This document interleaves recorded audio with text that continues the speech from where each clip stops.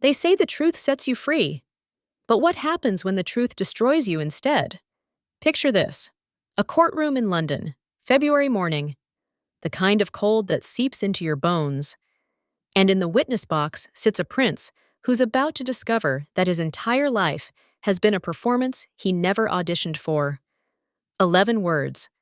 That's all it took to shatter everything Prince Harry thought he knew about love, loyalty, and the woman sleeping beside him every night.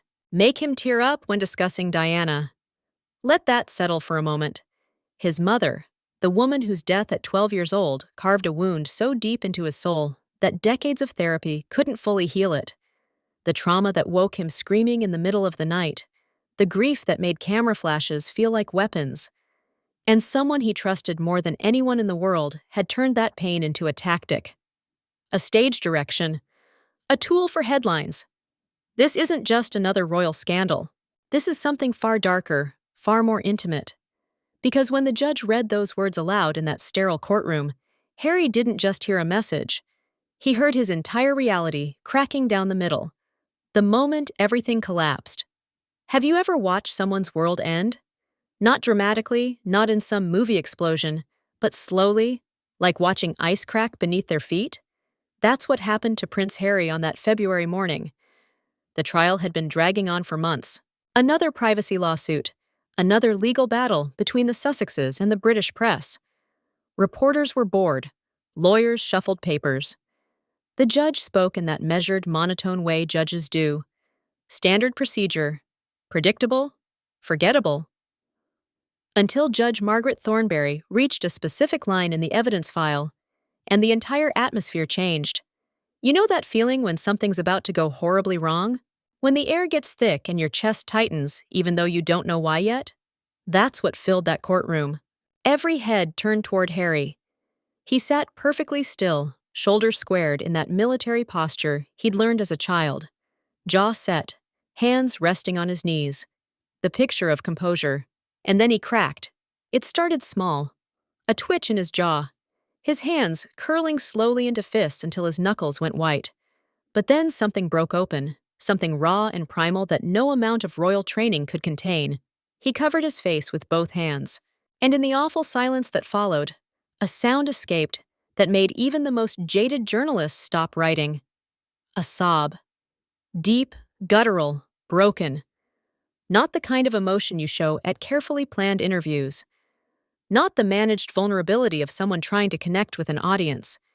This was the sound of a man discovering that the worst betrayal he could imagine was somehow even worse than he'd feared. The messages that changed everything. Here's where this story gets truly disturbing. Those messages weren't meant to see daylight. They were private conversations between Meghan and a close friend from her acting days in California. Someone she'd trusted with everything.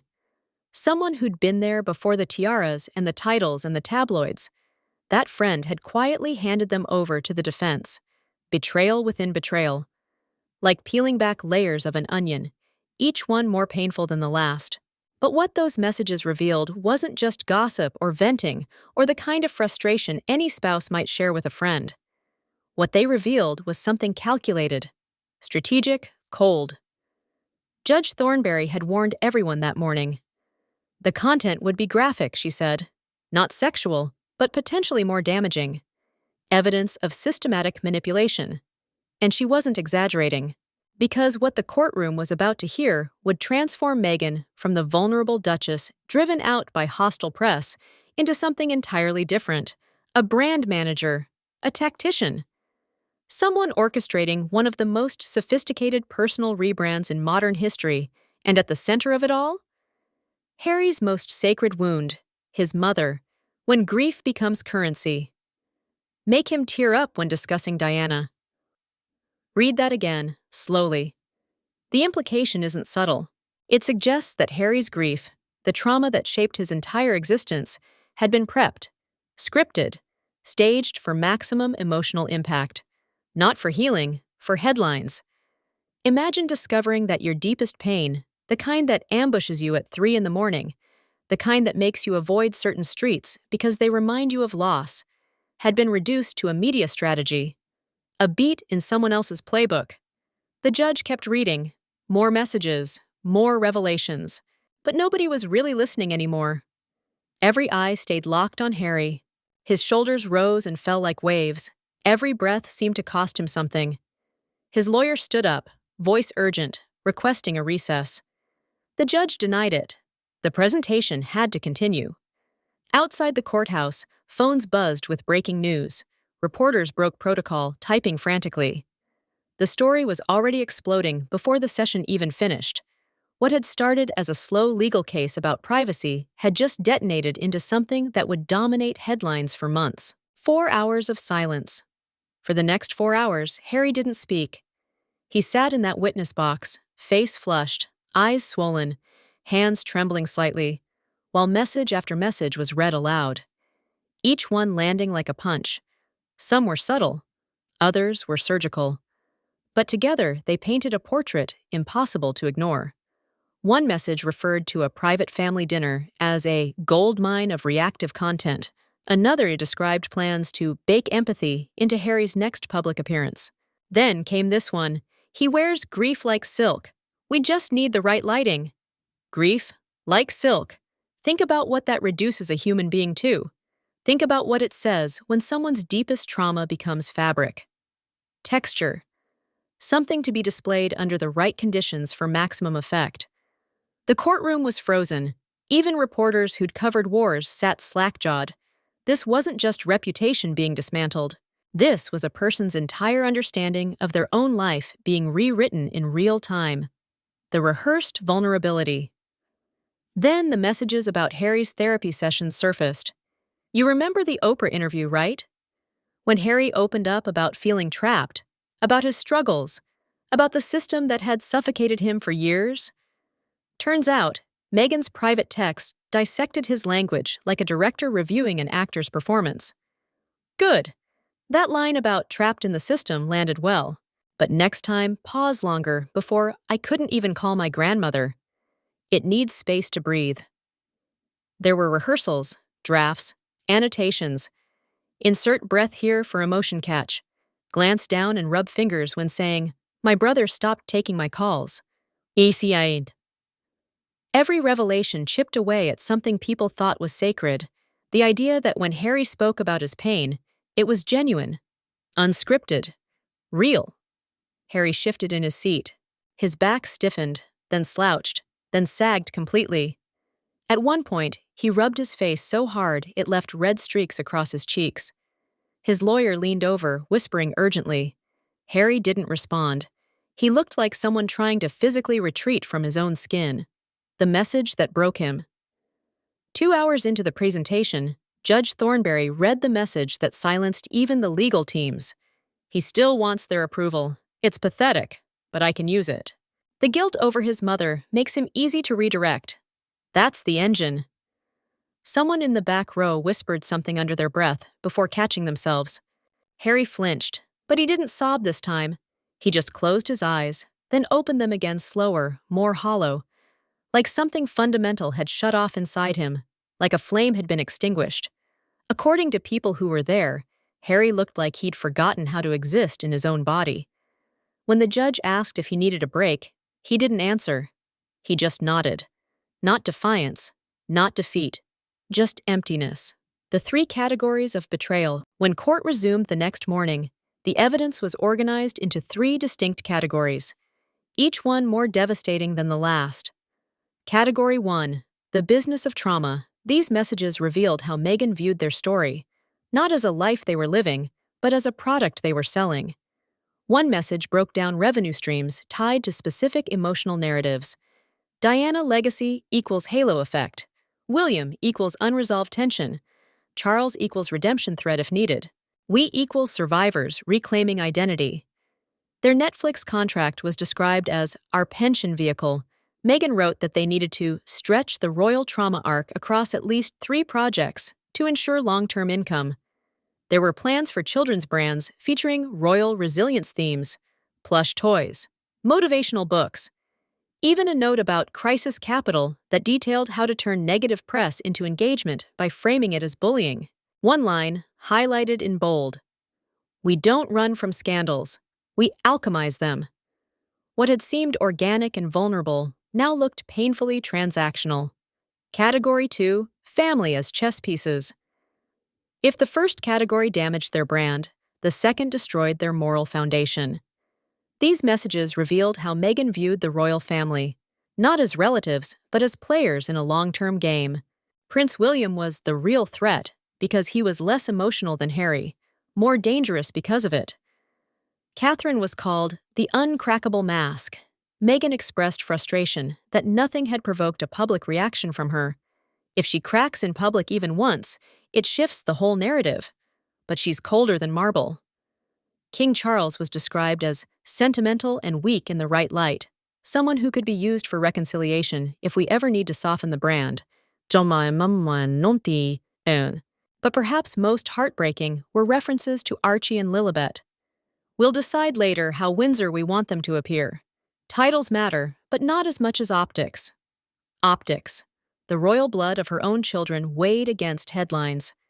Category 3, the coldest messages. The final category cut deepest, not because it was cruel, but because it was cold. These messages were about Harry, his vulnerabilities, his traumas, his inner world, and how to shape them. Meghan recounted a therapy session. He opened up about the tunnel dream again, said he keeps seeing his mother's face before the crash. I told him to write it down. Could be powerful. Open to something bigger. Something bigger. Grief transformed into content. There were discussions cataloging his night terrors, his fear of helicopters, his guilt. All indexed like database entries. But one message silenced everyone. He said he misses his brother. I told him that's just memory, not reality. That nostalgia lies. Had to redirect fast. He was drifting. Redirect fast. He was drifting. This wasn't communication. This was control. The careful trimming of human connection. Harry's face as this was read? Ashen. Motionless. He didn't protest. He didn't cry. He just stared. The aftermath. The moment court adjourned, institutional silence began to crack. King Charles issued a statement, characteristically restrained, but coming directly from him. This is a difficult time for all families. Some matters are best resolved privately and with compassion. Behind closed doors, sources say he was calm but drained. His first words after reading the transcripts? This is not vengeance. This is gravity. What hurt him most wasn't the damage to the institution. It was seeing his son portrayed as a pawn, a walking brand strategy with trauma as currency. Prince William? He burned in silence. People close to him say he was furious, but not at Meghan, at Harry. He let her do this. He handed us over. When William read the message about Catherine being the uncrackable mask, he went completely silent. Then reportedly said, she was trying to break her. The world reacts. Within 48 hours, the world had picked sides. But here's what made this different. Even Meghan's most devoted supporters found themselves speechless. In the UK, public opinion didn't just shift. It avalanched. Harry's sympathy ratings dropped to their lowest point since leaving royal life. Meghan's approval plunged into single digits in some polls. But America told a more complex story. Morning shows that had championed their courage now featured psychologists analyzing manipulation tactics. Major newspapers ran editorials about betrayal, not just of family, but of public trust. Social media became a battlefield. Therapists on TikTok broke down the messages, identifying patterns of gaslighting and control. Instagram influencers quietly deleted old supportive posts. Corporate sponsors felt the heat immediately. Streaming deals entered indefinite review. Endorsement contracts were quietly shelved.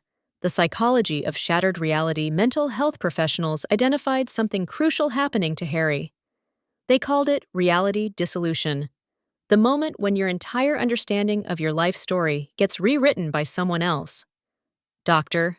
Sarah Mitchell, a trauma specialist, explained, when someone you love uses your deepest wounds as strategic tools, it doesn't just hurt, it fractures your sense of reality. Harry is discovering that moments he thought were genuine connection were actually performances he was directed to give. The messages about Diana were particularly devastating. Harry had spent decades processing his mother's death. Therapy, opening up publicly to discover those sacred moments had been optimized for engagement was, experts said, a form of psychological violence. It's one thing to be betrayed, Dr. Mitchell noted. It's another to discover you were never actually living your own life. You were starring in someone else's production. What the palace knew. Heidi knew, perhaps most disturbing, palace insiders had suspected this for years. Multiple sources confirmed that senior royals noticed troubling patterns long before the courtroom revelation. One former aide recalled a conversation with William in early 2020. He said something I'll never forget. "My brother speaks differently now. He uses words that don't sound like him.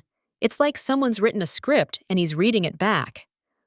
Catherine noticed it too.